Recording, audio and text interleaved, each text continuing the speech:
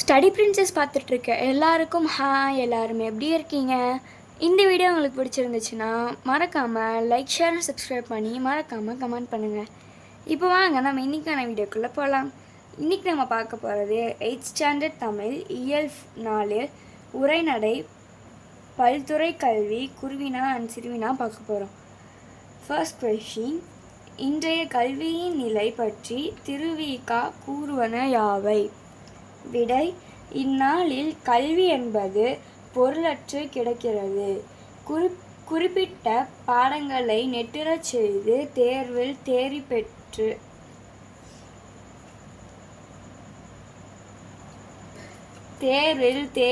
பட்டம் பெற்று ஒரு தொழிலில் நுழைவதற்கு கல்வி ஒரு கருவியாக கொள்ளப்பட்டு வருகிறது. செகண்ட் கொஷின், தாய்நாடு என்னும் பெயர் எவ்வாறு பிறக்கிறது? விடை, தாய்நாடு என்னும் பெயர் தாய்மொழியை கொண்டே பிறப்பது. தேர்ட் கொஷின், திருவிக சங்க புலவர்களாக குறிப்பிடுபவர்களின் பெயர்களை எழுதுக.